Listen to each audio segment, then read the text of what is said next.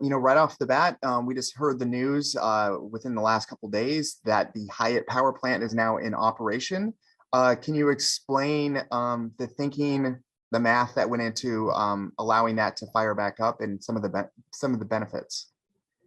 Well, it's basically, in order to operate the power plant, we need to have a certain amount of water in the lake, elevation wise, to create head pressure to generate through the units.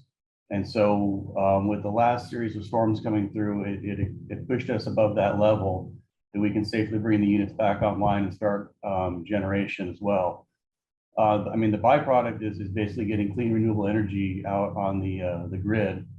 So as demands go up, we have that source available, and then it allows us the flexibility to make releases to the power plant as opposed to the river valve outlet system, which is the base of the dam. When that's in operation, we're not generating, so we don't have that revenue from the additional power creation, but we do now. How important is hydropower to California's energy grid, and also, California's goals toward reducing CO2 emissions? It's a very clean, renewable resource. Hydro is. It has the benefit that if the water is available, we can bring the units online within a matter of minutes, whereas I believe some other types of energy producers can take a considerable amount of time to get their power output to where it needs to be. So hydro is quite flexible, where we can bring it online and offline in a quite rapid manner. Going back to the seriousness and the quickness, really, of the drought status that we got into through the summer and early fall, can you describe that moment when you had to shut down the plant simply because there wasn't the water available at the height to make it run?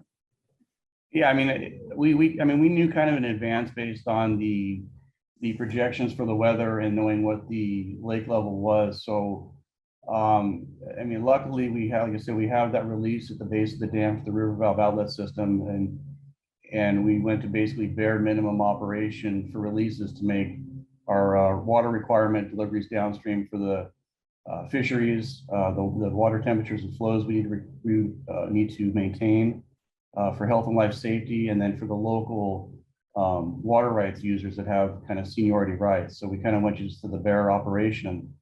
But really just shutting down the power plant is basically just turning it off, and it's no different than actually just turning a unit off and back on if we have the water pressure, which we unfortunately didn't at the time. Do you have anything to say to a common criticism that at least I come across all the time whenever I write about these topics, is people's understanding of the usage of a dam as being solely to capture and retain water? With the still serious levels of drought that we're in right now, what do you say to the people that might criticize you releasing any water at all in a drought, even if it is for the benefit of making power? Well, I still think even though we're in a drought, we still need to make water deliveries to the bare minimum. One, like I said, for life and health and life safety. And then we also have a lot of regulatory requirements regarding the fisheries downstream. And so I think we're able to maintain storage in the lake, that we can still maintain the deliveries that we need to, but then retain as much water as possibly feasible for the users of California as the temperatures increase and the water supply down south decreases. And this will be my last question. In the future, everything that I've been looking at, everything I've been reading, everybody I've heard from, the experts regarding climate change specifically for California in the future, they are stating that we're just going to see more extremes of everything, more extreme heat, more extreme dryness, but also years of extreme precipitation.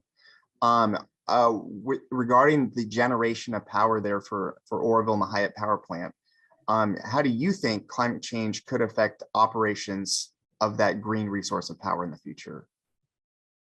It's hard to tell, because if we continue with the drought scenario, the operability of the power plant will be limited. We need the water supply in order to generate power and make releases. So if the drought continues, it definitely will impact our ability to operate in the manner that we're used to. But that's to be determined. And I mean, if this continues long-term, we're flexible enough that maybe we make some modifications and changes in how we operate to get to more of a normalcy based on the less likelihood of major precipitation. All right, thank you. That's all from me. Do you have anything that you wanted to state to get out there that maybe a question I didn't ask? I don't think so. I mean, the one bonus that we were able to do with the low lake is we were able to do a lot of maintenance on the facility, and that's going to allow us to have good reliability for the upcoming season. And I don't expect to see any shutdowns at the facility based on the maintenance we're able to do in that time frame.